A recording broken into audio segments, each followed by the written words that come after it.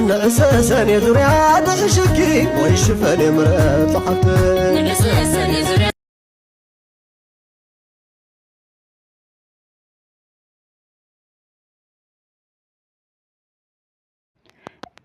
እኔ የምለው ያገሬ ሰዎች ሰላም ብያለሁ። መጀመሪያ እኔ የምለው ለምንድነው አንድ ሰው ፕራንክ ሲሰራ ቪው የሚታይለት? ይቺ ዓለም የውሸት ሆና ቀረች ማለት ነው። ምንድነው ታምናላችሁ? እኔ ብዙ ፕራንክ አይቻለሁ። በነገራችን ላይ የፀሐይ ልጆች የቱርክ ፊልም እስከ መጨረሻ አይቻለሁ። እንደውም መጨረሻው እና ፀሐይና የናዝሊ እናትና ልጆቹ ማለት ነው አብሮ ሄዱ። አባታችሁ ቀረና ከዛ መጨረሻ ሄደ። መጨረሻው የዛሬ ስንት አመት ነው የጨረስኩት አልረሳኝም። የፀሐይ ልጆች ፊልምና በጣም ነው ድብልቅልቅልቅ የሚለው። አንዷ ላንተ ታፈቅራለች፣ አንዷ ለእንደዚህ፣ አንዷ ወደዚህ፣ አንዷ መጣች ሄደች ትላለች። ልክ የቱርክ ፊልም በኢትዮጵያውያን ዩቲዩበሮች አየሁት ማለት ሁሉ ባየውም ግን አያለው አልፎ አልፎ ተምኔል ሲመጣ ዩቲዩብ ደግሞ ራሱ ሼር ስለሚያደርገው ወደ ብዙ ሰዎች ሼር ያደርጋል። ዩቲዩብ ካምፓኒ አይደለ? ከዛ ሼር ሳደርግ ይመጣልኛል ወደ እኔ ማለት ነው። ከዛ ከፍተዋለሁ። አልጨርሸውም ግን ያስጠላል። አንዷ ለአንዷ ታፈቅራለች፣ ሁለት ፍቅረኛዋ ተፋተው ወደ አንድ ይሄዳሉ። ልክ የቱርክ ፊልም የፀሐይ ልጆች እንዴ! ከዛ ኢትዮጵያውያን ቲክቶከሮች አንዳንዶቹ ነው ሁሉ አይደለም። አሁን አላምንም። የትግራይ ልጆች ራሱ ፕራንክ በዝተዋል፣ ዩቲዩብም በዝተዋል፣ ዩቲዩበሮችም በዝተዋል። ሁሉ ለበጎ ነው። ጥሩ እኮ ነው ሁሉ መቀየር። ህንድ ሀገር አሁን በብዛት ዩቲዩበር ናቸው፣ ደስ ይላሉ።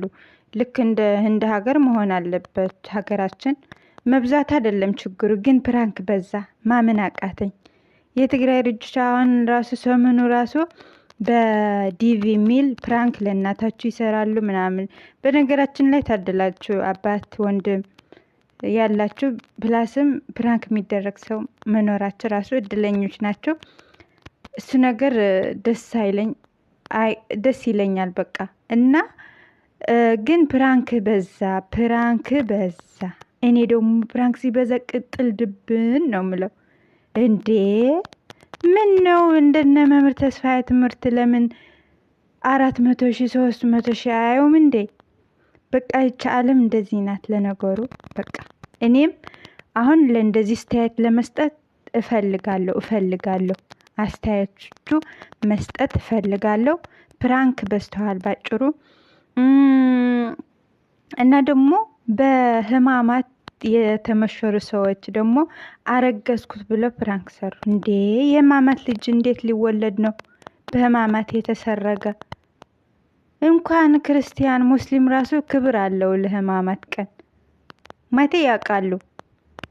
አሁን የሙስሊም የቁርአኑ ዓመተ ዓለም ያውቃሉ። ዓመተ ምህረት ነው እንጂ የማይቀበሉ ዓመተ ዓለም እንዳለ። ለምን አንዳንዴ መጽሐፍ ቅዱስና ቁርአን ይመሳሰላል?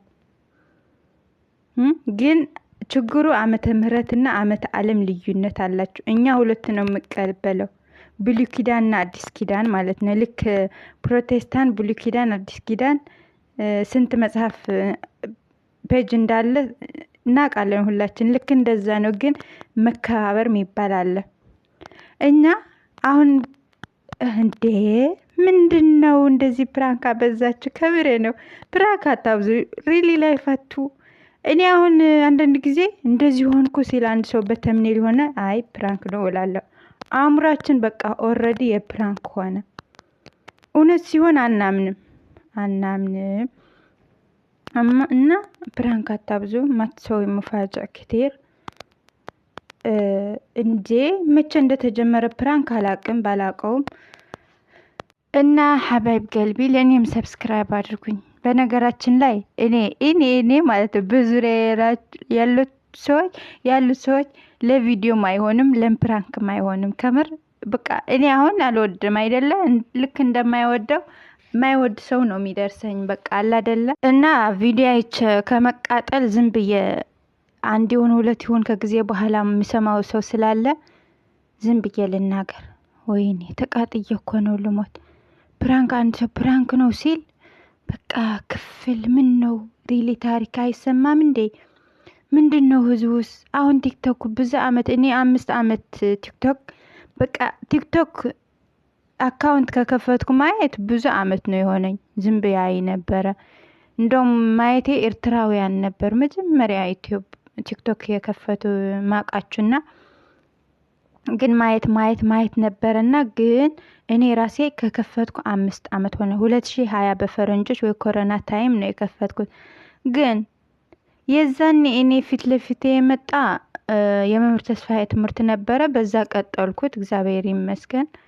መከራ ችግር ሀዘን ቢመጣ የሱ ትምህርት ስለነበረ በሱ ተጽናኝቻለሁ። ክፉ ላለመሆን መልካም ለመሆን አመለካከቴ ሲደቀጥ ያለ እንዲሆን ያደረገኝ መምህር ተስፋዬ ነው። ግን ተግባራዊ አይደለም። አሁንም ተግባራዊ ያልሆንበት ምክንያት ደግሞ እንደ ዓለሙ መሄድ ፈልጋለሁ፣ መፈመስ ፈልጋለሁ፣ መታወቅ ፈልጋለሁ። እሱ ሲሆን ግን በምንም ተአምር እግዚአብሔር እኮ ያቀናል፣ ግን ሰው ሊያቀና አልቻለም። እና እኔ የሱ ቀንጨብ ኮንቴንቱ የመምህር ተስፋዬ ነበረ። ግን ቪው የለኝም ምንም የለም። የሚጨፍሩ ሰዎች ሰው ሁሉ ያውቃቸዋል እንዴ?